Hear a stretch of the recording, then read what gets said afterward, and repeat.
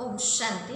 आज बाबा के 5 दिसंबर 21 की अव्यक्तवाणी है, जिसकी रिवाइज तारीख है 5 दिसंबर 89। आज की इस अव्यक्तवाणी का टाइटल है सदा प्रसन्न कैसे रहें। आज बाप दादा बच्चों के चेहरे पर प्रसन्नता की लहर देख रहे हैं, और वो प्रसन्नता की लहर कितनी है, कहाँ तक है, वो देख रहे हैं। क्यों बाबा ऐसा देख रहे हैं? क्योंकि बाबा देखना चाहते हैं कि परमात्मा सर्व प्राप्तियों का प्रत्यक्ष स्वरूप बच्चों में प्रसन्नता कहाँ तक दिखाई देती है, चेहरे पर वो प्रसन्नता की झलक कहाँ तक है। क्योंकि प्रसन्नता ही ब्राह्मण जीवन का विशेष आधार है। अल्पकाल की प्रसन्नता अल्पकाल की प्राप्तियों की अनुभूति कराती है, लेकिन रूहानी प्रसन्नता स्वयं को तो प्रसन्न करती ही है, साथ ही साथ दूसरों को भी प्रसन्नता की अनुभूति कराते हुए उन्हें शांति और शक्ति की अनुभूति कराते हैं। जैसे प्रसन्नता के वाइब्रेशन सूर्य की किरणों के समान वायुमंडल को, व्यक्ति को और सब बातों को बदलकर सामने वाली आत्मा को रूहानी शांति और खुशी की अनुभूति कराती है। जैसे वर्तमान समय की अज्ञानी आत्माएं अपने जीवन में बहुत खर्चा करके भी प्रसन्न रहना चाहती हैं, तो आप लोगों ने कौन सा खर्चा किया? बिना पैसे खर्च किए ही सदा प्रसन्न रहते हो ना? या फिर चेक करो कि दूसरों की मदद से ही प्रसन्न रह सकते हो। एक है सदा प्रसन्न रहना और दूसरा है प्रसन्न रहने वाला। प्रसन्नता के बाबा ने आज 3 प्रकार बताए हैं। एक स्वयं से प्रसन्न, दूसरा दूसरों के द्वारा प्रसन्न रहना, और तीसरा सेवाओं के द्वारा प्रसन्न। अगर तीनों में प्रसन्न हैं तो बाप दादा स्वतः ही प्रसन्न हैं, और जहाँ बाप प्रसन्न हैं वहाँ सफलता तो सदा है ही है। बाप दादा ने देखा कि कई बच्चे अपने से छोटी सी बातों के लिए अप्रसन्न रहते हैं। छोटी छोटी बातों में बाबा कहते हैं अप्रसन्न हो जाते हैं। मैं कौन ये जानते हुए भी भूल जाते हैं, और बाप के द्वारा मिले हुए फूल वर्षे के अधिकारी हैं, सर्व प्राप्तियां के अनुभव करने वाले हैं, फिर भी उसे समय पर यूज नहीं करने के कारण उससे वंचित रहकर फिर सफलता की मंजिल तक नहीं पहुंच पाते हैं। ऐसे प्रसन्नता के संस्कार को मर्ज करके अप्रसन्नता के संस्कार को इमर्ज कर लेते हैं, और फिर कहते हैं मेरा तो भाग्य ही ऐसा है, मेरा तो ड्रामा में पार्ट ही ऐसा है। ये सारी बहुत सारी बातें सुन करके अपने आप को अप्रसन्न कर लेते हैं। तो अप्रसन्नता के भी बाबा ने 2 कारण दिखाए हैं। एक तो है दिल शिकस्त होना, दूसरा है दूसरे को पार्ट को देखकर ईर्ष्या उत्पन्न होना। प्रसन्न रहने के लिए सदा एक बात का ध्यान रखने के लिए बाबा ने कहा है कि ड्रामा में संगम युग पर हर एक ब्राह्मण आत्मा में कोई न कोई विशेषता जरूर छिपी हुई है। चाहे वो 16,000 वाला माला का लास्ट दाना भी हो, फिर भी इसमें कोई ना कोई विशेषता है। चाहे 9 लाख वाली कोई ना कोई आत्मा है, फिर भी उनमें कोई ना कोई विशेषता है। तो इस ब्राह्मण जन्म के भाग्य को पहचानो और उससे कार्य में लगाओ। तो बाबा का कहने का भाव है कि हमेशा दूसरों की विशेषताओं को देखो। विशेषता देखने से हम स्वयं विशेष बनते जाएंगे, वो विशेषता हमारी भी बनती जाएगी। न केवल उसमें ईर्ष्या या और कोई बातें देखने का प्रयास करना चाहिए। तो आज से क्या ख्याल रखेंगे? दूसरे की विशेषता देखकर दिल शिकस्त या ईर्ष्या उत्पन्न करने के बजाय सदा अपनी विशेषताओं को कार्य में लगाएंगे। इससे क्या होगा? हम स्वयं भी विशेष बनते जाएंगे और दूसरे भी हमें विशेष नज़र से देखेंगे। तो प्रसन्न रहने के लिए क्या करेंगे? विशेषताओं को कार्य में लगाएंगे।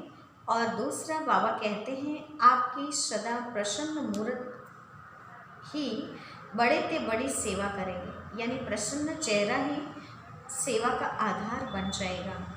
तो इस बातों का ख्याल रखते हुए हमें सदा प्रसन्न रहने का ही प्रयास करना चाहिए। तो बाबा की मुरली में ही अभी सुनते हैं कि सदा प्रसन्न कैसे रह सकते हैं।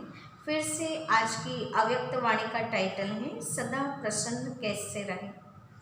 आज बाप दादा चारों ओर के बच्चों को देख रहे हैं। क्या देखा? हर एक बच्चा स्वयं हर समय कितना प्रसन्न रहता है, साथ साथ दूसरों को स्वयं द्वारा कितना प्रसन्न करते हैं। स्वयं कितना प्रसन्न रहते हैं और स्वयं की स्थिति से औरों को कितना प्रसन्न करते हैं वो बाप दादा देख रहे हैं। क्योंकि परमात्मा सर्व प्राप्तियों के प्रत्यक्ष स्वरूप में प्रसन्नता ही चेहरे पर दिखाई देती है। प्रसन्नता ब्राह्मण जीवन का विशेष आधार है। अल्पकाल की प्रसन्नता और सदाकाल की संपन्नता की प्रसन्नता, इसमें रात दिन का अंतर है।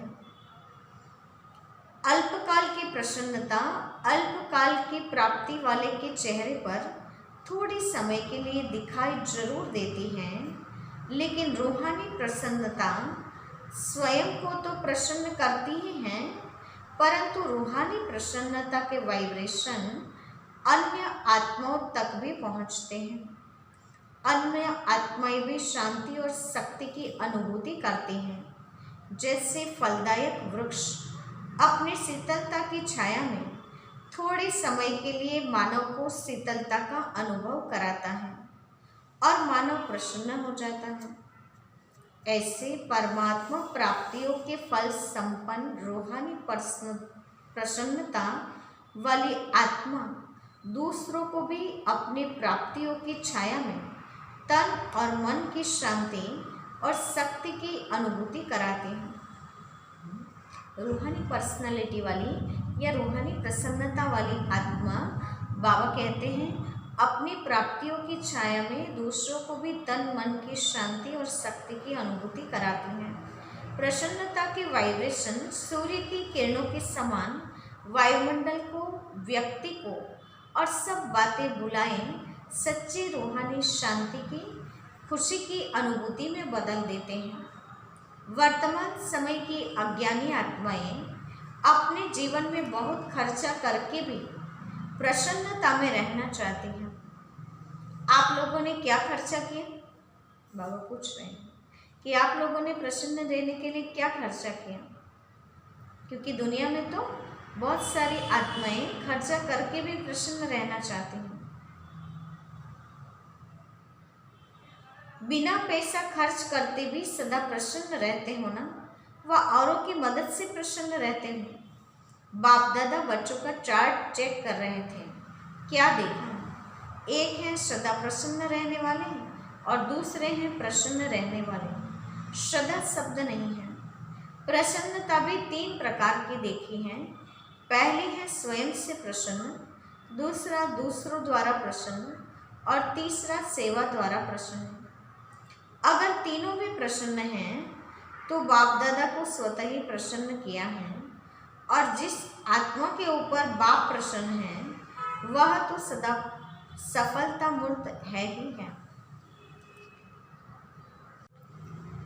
बाप दादा ने देखा कि कई बच्चे अपने से भी अप्रसन्न रहते हैं, स्वयं से अप्रसन्न रहते हैं, छोटी सी बात के कारण अप्रसन्न रहते हैं। पहला पाठ मैं कौन, इसको जानते हुए भी भूल जाते हैं। अप्रसन्नता का कारण क्या? छोटी सी बात, मैं कौन है, ये बात भी भूल जाते हैं। जो बाप ने बनाया है, दिया है, उसको भूल जाते हैं। बाप ने हर एक बच्चे को फुल वर्षे का अधिकारी बनाया है। किसको पूरा और किसको आधा वर्षा नहीं दिया है, किसको आधा व चौथा मिला है क्या? बाबा पूछ रहे कि बाप ने बच्चों को वर्षा देने में कोई असमानता की है क्या? किसी को आधा और किसी को पूरा, ऐसा तो नहीं किया है। फिर अप्रसन्नता का कारण क्या हो सकता है? आधा मिला है या आधा लिया है? पूछ रहे हैं बाबा कि आधा बाप ने तो नहीं दिया है, क्या आधा आपने कर लिया है? बाप ने तो सभी को मास्टर सर्वशक्तिमान का वरदान व वर्षा दिया है। ऐसे नहीं कि कोई शक्तियां बच्चों को दी और कोई नहीं दी, अपने लिए नहीं रखी। सर्वगुण संपन्न बनाया है, सर्व प्राप्ति स्वरूप बनाया है, लेकिन बाप द्वारा जो प्राप्तियां हुई हैं उसको स्वयं में समा नहीं सकते हैं। जैसे स्थूल धन व साधन प्राप्त होते भी खर्च करना न आए व साधनों को यूज करना न आए तो प्राप्ति होते भी उससे वंचित रह जाते हैं। ऐसे सब प्राप्तियां व खजाने सबके पास हैं, लेकिन कार्य में लगाने की विधि नहीं जानते हैं और समय पर यूज करना भी नहीं आता है।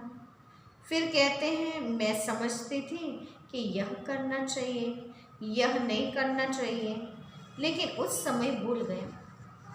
बाबा ने कहा फिर बहाना क्या बनाते हैं कि हम समझते हैं कि ऐसा करना चाहिए, ये नहीं करना चाहिए। ऐसा करके बाबा ने कहा कि उस समय भूल गए, ऐसा समझ लेते हैं। अभी समझती हूँ कि ऐसा नहीं होना चाहिए। उस समय 1 सेकंड भी निकल गया तो सफलता की मंजिल पर पहुँच नहीं सकते हैं। बाबा ने कहा सेकंड की बात होती है, अंत में पेपर तो सेकंड का ही लिया जाएगा और बाबा ने कहा सोचने में रह जाएंगे तो सेकंड बीत जाएगा और फिर मंजिल तक पहुंचना वो बाबा ने कहा किसी काम का नहीं होता है, क्योंकि समय की गाड़ी निकल गई। चाहे 1 सेकंड लेट किया, चाहे 1 घंटा लेट किया, समय निकल तो गया ना। और जब समय की गाड़ी निकल जाती है तो फिर स्वयं से दिल शिकस्त हो जाते हैं और अप्रसन्नता के संस्कार इमर्ज होते हैं और फिर कहते हैं मेरा भाग्य ही ऐसा है, मेरा ड्रामा में पार्ट ही ऐसा है। पहले भी सुनाया था ना कि स्व से अप्रसन्न रहने के मुख्य 2 कारण होते हैं। एक है दिल शिकस्त होना और दूसरा कारण है दूसरों की विशेषता व भाग्य को व पार्ट को देख ईर्ष्या उत्पन्न होना। हिम्मत कम होती है, ईर्ष्या ज़्यादा होती है। बाबा देख रहे हैं बच्चों में कौन सी परसेंटेज ज़्यादा है। हिम्मत की, पॉजिटिविटी की परसेंटेज कम है और ईर्ष्या करने के संस्कार ज़्यादा हैं। दिल शिकस्त भी कभी प्रसन्न नहीं रह सकता। दिल शिकस्त माने उदास रहना, मन से निराश हो जाना, और ऐसे भी बाबा ने कहा प्रसन्न नहीं रह सकते हैं। और ईर्ष्या वाला भी कभी प्रसन्न नहीं रह सकता है, क्योंकि दोनों हिसाब से ऐसी आत्माओं की इच्छा कभी पूर्ण नहीं होती हैं और इच्छाएं अच्छा बनने नहीं देती, इसलिए प्रसन्न नहीं रहते हैं। प्रसन्न रहने के लिए सदा एक बात बुद्धि में रखो कि ड्रामा के नियम प्रमाण संगम युग पर हर एक ब्राह्मणात्मा को कोई न कोई विशेषता मिली हुई है।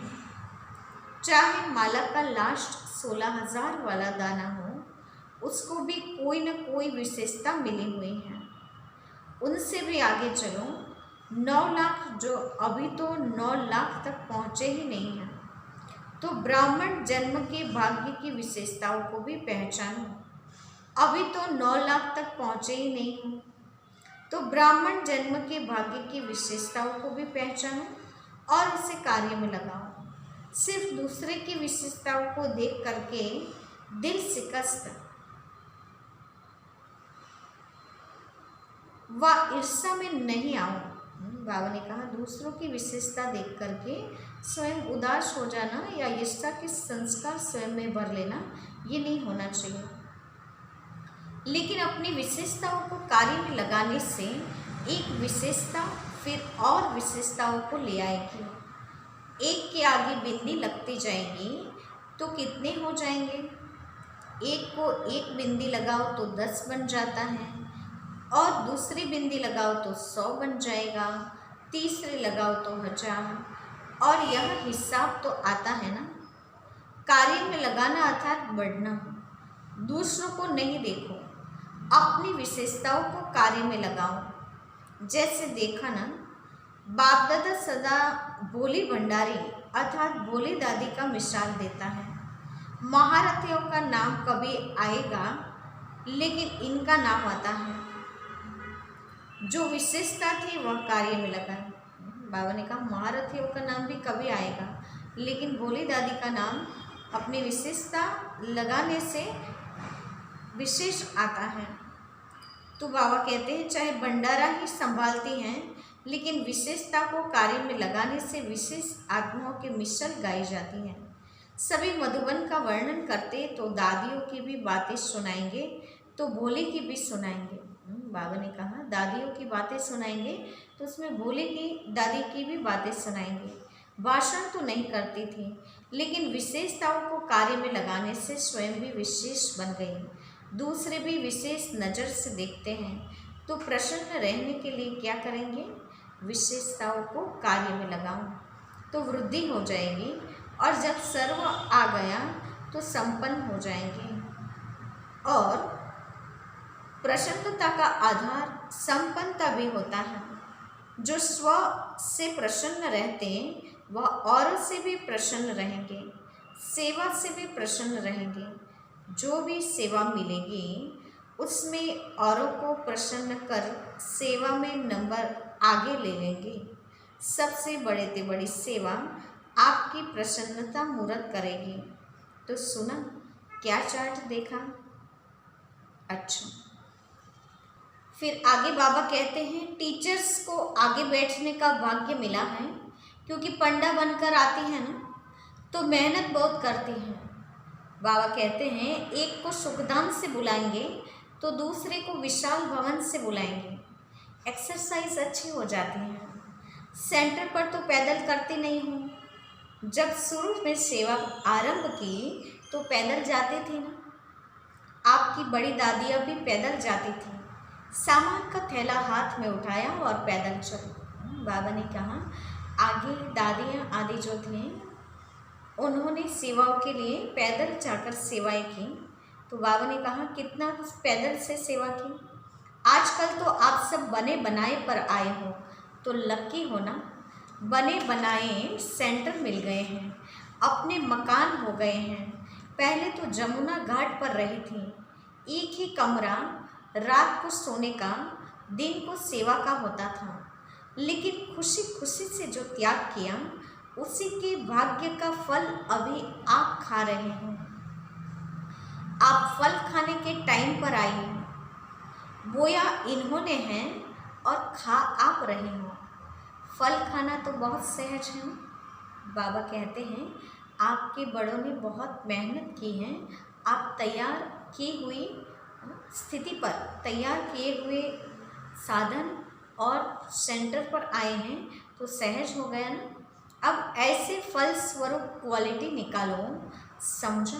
बाबा ने कहा तैयार स्थान पर आए हैं तो अभी आप क्वालिटी आत्माओं को निकालो। क्वांटिटी यानी संख्या तो है ही, और यह भी चाहिए। 9 लाख तक जाना है तो क्वांटिटी और क्वालिटी दोनों चाहिए। लेकिन 16,000 की पक्की माला तो तैयार करो। अब इक्वालिटी की सेवा पर विशेष अंडरलाइन करो। तो बाबा ने कहा तैयार स्थान पर आए हैं, बहुत मेहनत कम की है, तैयार फल खा रहे हैं। तो बाबा ने हम बच्चों को और जिम्मेवारी दी है कि 16,000 की पक्की माला भी तैयार करनी है, 9 लाख तक भी पहुंचना है, क्वालिटी आत्मा को भी निकालना है और क्वांटिटी भी बनाते जाना है। हर ग्रुप में टीचर्स भी आती, कुमारियाँ भी आती हैं, लेकिन निकलती नहीं हैं। मधुबन अच्छा लगता है, बाप से प्यार भी है, लेकिन समर्पण नहीं होना चाहती हैं। बाबा कुमारियों को कहते हैं कि प्यार भी बाबा के प्रति है, मधुबन भी अच्छा लगता है, बाबा भी अच्छा लगता है, लेकिन समर्पण होना नहीं चाहते हैं। जो स्वयं ऑफर करता है वह निर्विघ्न चलता है, और जो कहने से चलता है वह रुकता है फिर चलता है। वह बार बार आपको ही कहेंगे हमने तो पहले ही कहा था, सरेंडर नहीं होना चाहिए।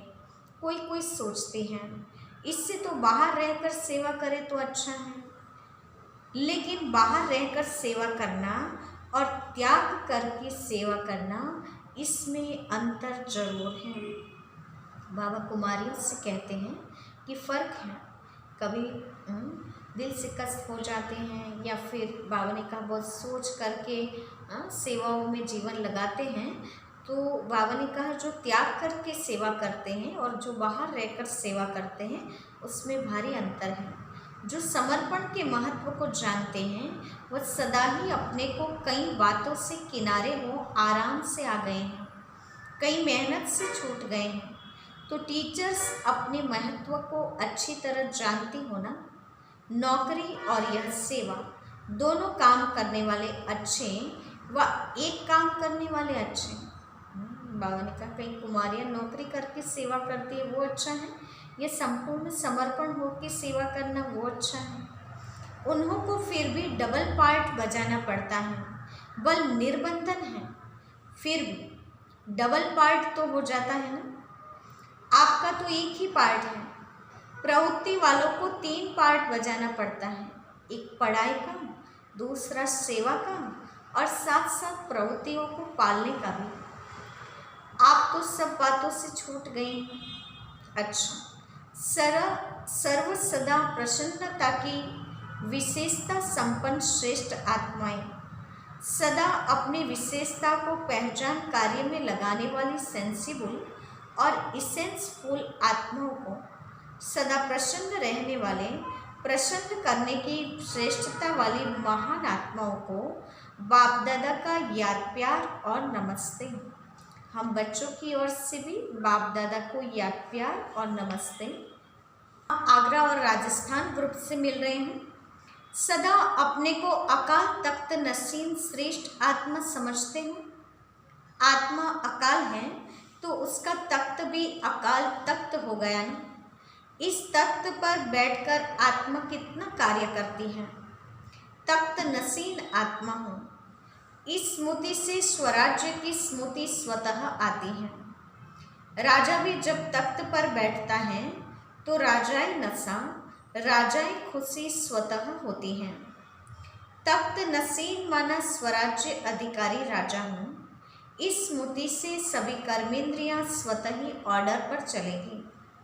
जो अकाल तख्त नशीन समझकर चलते हैं उनके लिए बाप का भी दिल तख्त है, क्योंकि आत्मा समझने से बाप ही सदा याद आता है।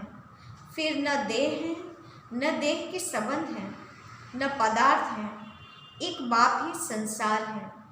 इसलिए अकाल तख्त नसीन बाप के दिल तख्त नशीन भी बनते हैं।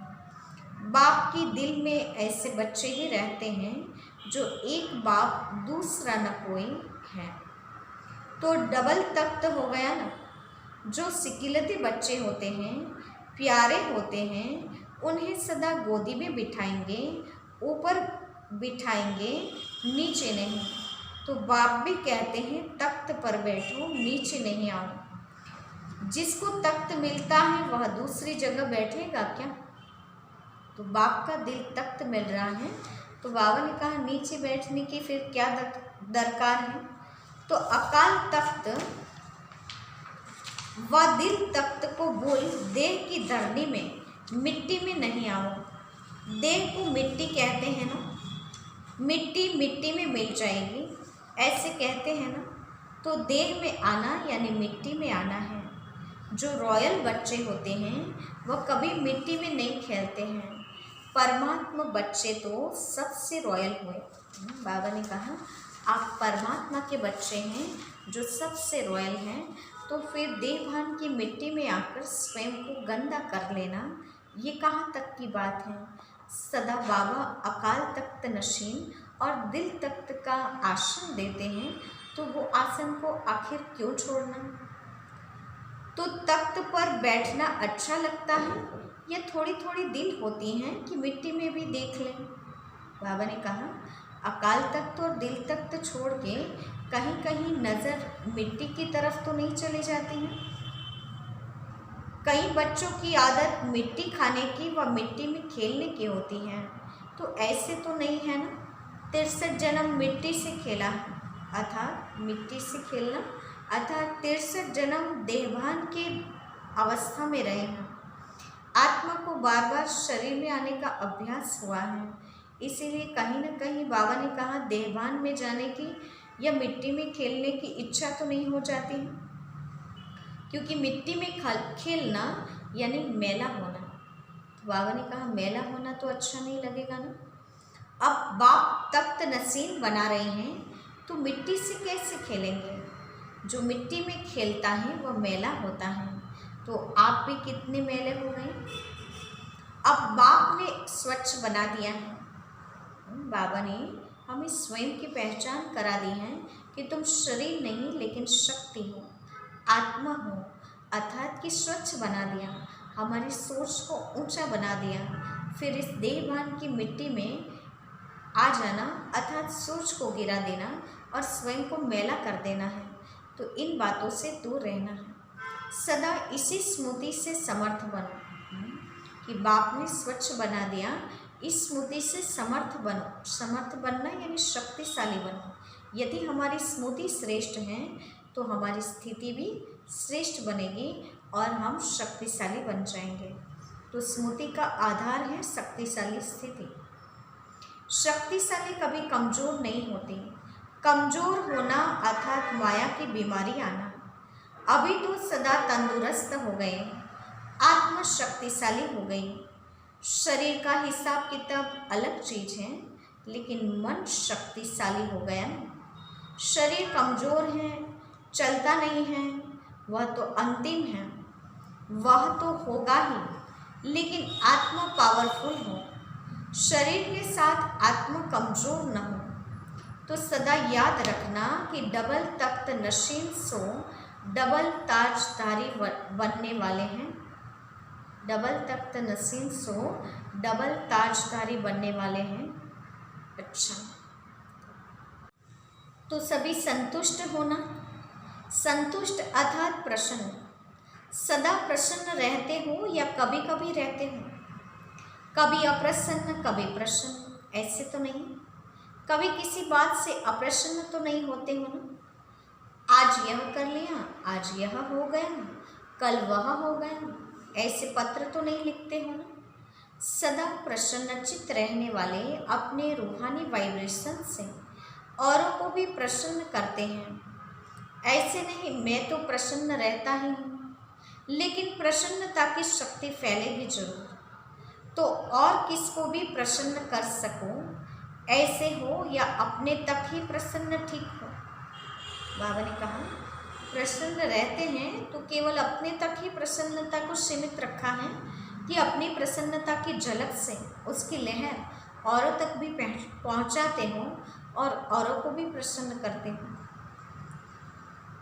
लेकिन प्रसन्नता की शक्ति फैलेगी जरूर, तो और किसको भी प्रसन्न कर सको, ऐसे हो या अपने तक ही प्रसन्न ठीक हो। दूसरों को भी करेंगे फिर तो अभी कोई पत्र नहीं आएगा।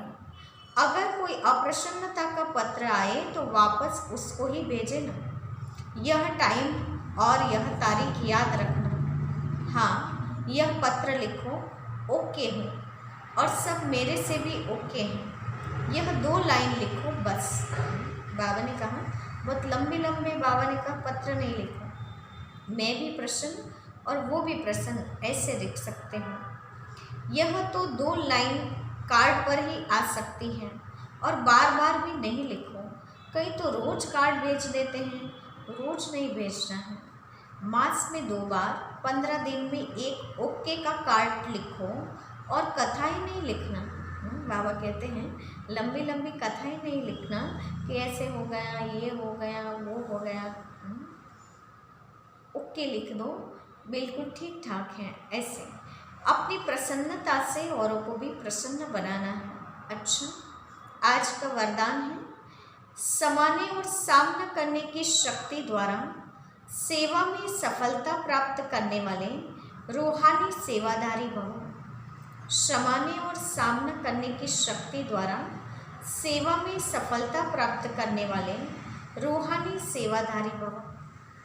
वरदान का स्पष्टीकरण है रूहानी सेवादारियों को सेवा के लिए कुछ भी सूझता नहीं है। बाबा कहते हैं रूहानी सेवादारियों को सेवा के सिवाय और कुछ सूझता नहीं है।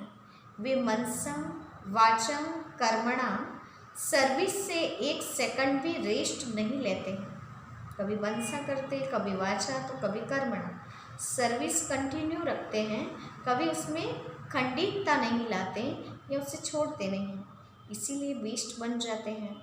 वे सेवाओं में सफलता प्राप्त करने के लिए सदा यही स्लोगन याद रखते हैं कि समाना और सामना करना, यही हमारा निशाना है। वे अपने पुराने संस्कारों को समाते हैं और सामना माया से करते हैं, न कि देवी परिवार से।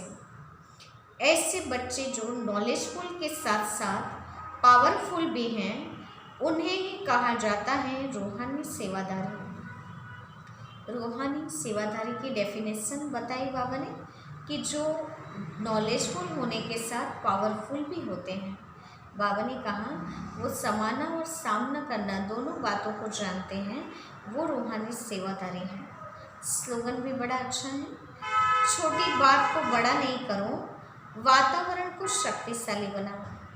छोटी बात को बड़ा नहीं करो, वातावरण को शक्तिशाली बनाओ। यदि हम छोटी छोटी बातों को यहाँ वहाँ वर्णन करके या कैसे भी करके उसको मन पर लेकर बड़ी कर देते हैं, तो उसका प्रभाव वातावरण पर पड़ता है। फिर वातावरण भी शक्तिशाली नहीं बन सकता है और वातावरण कमज़ोर हो जाता है और हम सब वातावरण के प्रभाव में आ जाते हैं, तो हमारी स्थिति भी कमज़ोर हो जाती है। इसीलिए वातावरण के प्रभाव से भी हमें मुक्त रहना है, तो हमें छोटी छोटी बातों का यहाँ वहाँ वर्णन नहीं करना है। कई बातें समा लेनी हैं और फिर समाने से हम वायुमंडल को तंदुरुस्त रख सकते हैं, वायुमंडल को पावरफुल शक्तिशाली बना सकते हैं और शक्तिशाली वायुमंडल हम स्वयं को भी शक्तिशाली बनाता है। अच्छा, ओम शांति।